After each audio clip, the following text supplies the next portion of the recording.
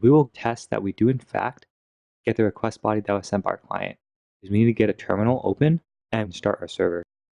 I will show my current directory, and to start our server, I will run Python, the version of Python I want, and then app.py.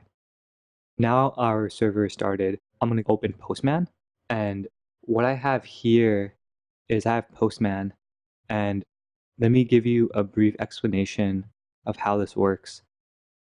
In Postman, you want to put the endpoint that you want to either get or post or patch here.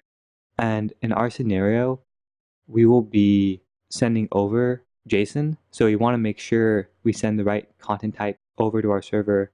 Otherwise, our server won't know how to handle it correctly. And the third thing is you want to send the body of the request you want. So I'll be sending over the book that's named Frankenstein, and its price is $7.99. At the very bottom here, you can see there's a response, and if I hit this blue send button, this will send a request to our server, and we'll have the opportunity to get a response.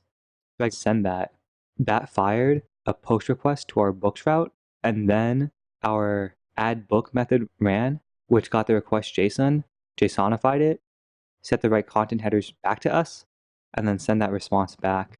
You can see here's the response here, and here the content type was set to application JSON.